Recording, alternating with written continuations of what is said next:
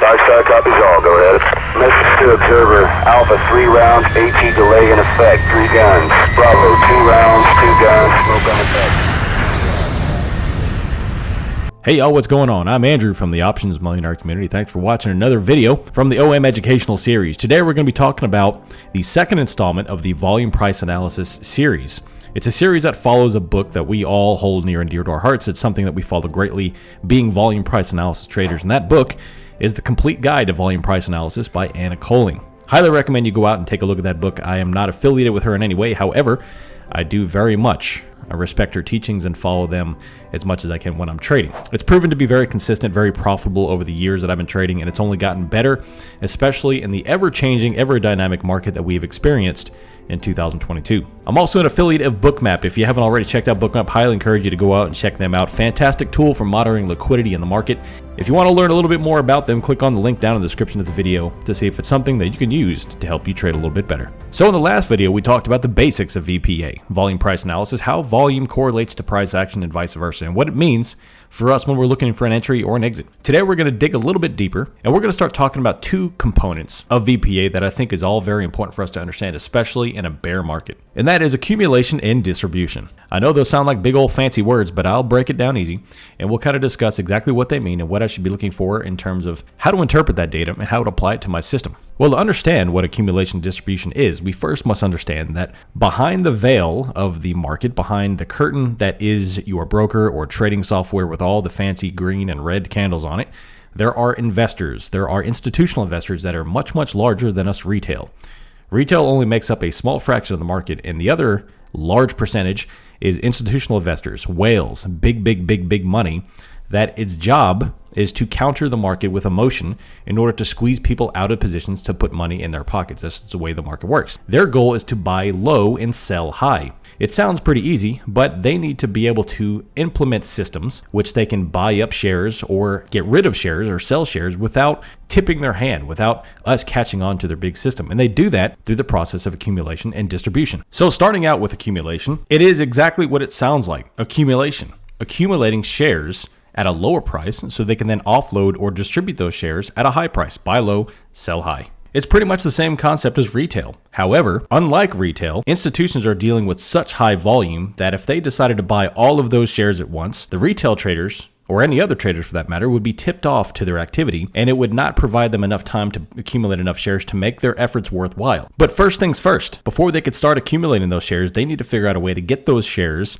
at a lower price. How do they move the market from highs to lows? Well, they must initiate a quick waterfall fear-based movement to get the prices down quickly enough. They do that through news manipulation or their interpretation of news manipulation. They use media outlets. They create selling and fear activity based on the news that they see in the media. Case in point, 2022. Since about December, January 2022, we have seen an incredible amount of waterfall sell-offs over and over and over again, repeated here. Again in April was phenomenal. Again in June.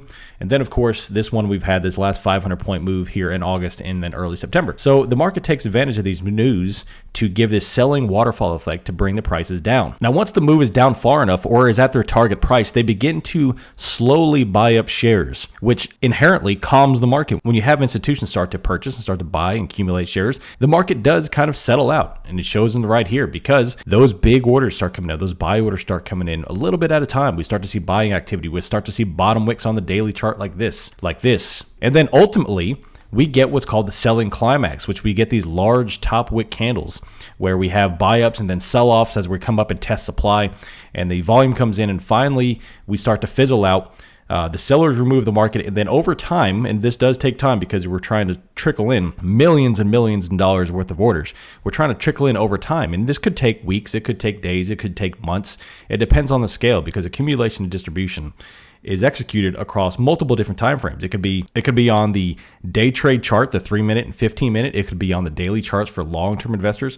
And obviously here we're talking about the daily chart, but it could be applied to many different time frames. But here on the daily chart, it could take days or weeks for this accumulation process to start as the institutions start accumulating shares. And you see this as we had this nice cascade waterfall effect, and then bam, the buyers come in, the institutions come in and say, all right, well, that's enough. That's our target price. and they start accumulating shares. And then after they accumulate enough shares, they need to figure out a way to move back up. But that right there is the accumulation phase. They cascade the waterfall down. They start to buy up everything they can, buying low a little bit at a time. Institutions are accumulating. So when you see this type of movement and you see these big sell-offs and all of a sudden we stop dead in our tracks in reverse, this is why the institutions are buying low and selling high. It's not because the news faded. It's not because it's quote unquote priced in. It's because the institutions have hit their target and now they're starting to accumulate shares at a low price so they can start to anticipate a move up and then create that move upward and then dump those shares onto you. Now, what you see in this box is the market's way to shake out sellers. Why do they bring the market lower and higher, lower and higher? It could take sometimes weeks. If you see over here, it could take up to, 1, 2, 3, 4, 5, 6, 7, 8, 9th day we find the moves, 8 to 9 days. Here, a bunch of days. So it takes a bunch of days. And what they're trying to do here is shake out the sellers. Because even on the first move, there's still going to be some people holding the shares here that are still, as what the young ones call it, diamond handing. They're still looking for this thing to come back up. So what they need to do is kill spirits and get those last sellers shaken out of the market. So they'll pop the market up thinking, hey, I'm hopeful this can come back up. They're providing hope, and then they'll kill your dreams. And all right, well, then that shakes out some sellers, and then again, and then again, and again, and again. And finally, just as the last remaining hope is there, the last seller will finally sell their shares, and then the institutions know that their accumulation phase is complete, that there's no more sellers here, and they can start their move to, or they can start their process to start moving things up higher. Now, they start doing that through a process called testing supply, and we'll talk more about that in the next video of how to test supply and test demand. And the reason why I'm separating that out into its own video, because I think it's incredibly important. And I really want to focus on those two aspects, because those two aspects will keep you from making stupid trades, and it also help you identify when the accumulation phase is ending or when it's just beginning. But to suffice all of that, once these sellers are finally shaken out through their process, they'll finally test the market higher. And then once they see that those sellers are out, then they'll start to begin the process of moving higher. Because now they have all these accumulated shares of all this accumulation phase. Their warehouse is full, so to speak, is what Mrs. Coling puts it in her book. But they're ready to offload their inventory. So now that the accumulation phase is over, the institutions are fully loaded. They've bought at the bottom. Now they're looking for the next phase, which is to bring this market higher so they could start selling or distributing these shares to you. There's a lot of damage to be repaired. The market has sold off aggressively. Everyone's very scared. Everyone's thinking that, the world's about to end. The hair's on fire. They're looking to try to see how low this thing is going to go and where they could possibly even think about start buying up again here. You can imagine if you're trying to feed like a squirrel at a park or something like that. It's kind of like semi-wild, and you kind of put your hand out with some food, and the squirrel's kind of like very skittish. He'll run to you, then run away, and run to you, then run back away, and then finally, if you just stand there, the squirrel will kind of approach you slowly, tepidly, very skittishly, and then finally, right when it kind of just reaches up and eats that food out of your hand, you snatch it up in a trap, and that's basically the good metaphor for FOMO in buying at the top here. So that's what they're not trying to do. They're trying not to induce fear too quickly. They're trying to ease you back into the market. They're going to bring the market up ever so gently with lower volume. And then you have small pullbacks as we start to climb and climb, small pullbacks, climb and climb. And as they come up to this top of the range, this is where you have that oscillating price again, where they're just whipsawing back and forth. You got the top wicks, you got the bottom wicks, you got the bottom wicks, you got the top wicks, back and forth. And every time they're bringing buyers in for them thinking to go higher, when in fact they're not. They are diminishing their volumes, they're selling off their volume, and they're just preparing for the next phase of accumulation, which happens over and over and over again. The accumulation distribution phase happens over and over again, rinse and repeat, rinse and repeat. So that's what they've done. Now they've exited the accumulation. They've come up here. They've driven the market higher by a little bit of volume. That's why right here you see the volume come down, even lower volume as we reach the top here. You see this, the lower volume here, because we're reaching this end of the distribution phase, and then we come into the that chop phase where they're just kind of shaking buyers out. And then of course, they start their phase where they're executing their sells. They're leaving their positions and taking their profits. Now, the reason why they're able to do so is because they start to shift the sentiment. The shift of sentiment goes from fear to very bullish, very happily, glee at the top here. So they have to shift the sentiment. And once the sentiment shifts, as they bring the market up gradually, and everyone starts to become very bullish up here, they can really start to offload their shares to willing buyers. And that's the key word there, is willing. And that's what they're looking for to do. They know that the higher they bring this market, the retail investor is looking to enter, whereas the institutional investor is looking to exit. And that's the key difference there. The institutional investors are looking to offload positions at the same level where retail traders are looking to enter positions. And that's the big difference there. So they needed to bring this market up to start to engage our FOMO and engage our fear of missing out and the gleeful buying, where in the willful buyers, well, they're offload the position to the upside. And then obviously they can start offloading those numbers higher and higher because there's more and more willing buyers entering the market. They exit those positions. And then, of course, we start the next phase after they're completely wiped of accumulation, and over and over and round we go. Now, before we start wrapping things up, I want to quote the book, The Volume Price Analysis by Anna Coling. And she says verbatim, "This is all the insider's doing. This is simply playing on the emotions of the markets, which are driven by just two emotions, fear and greed. Create enough fear and people will sell. Create enough greed and the people will buy.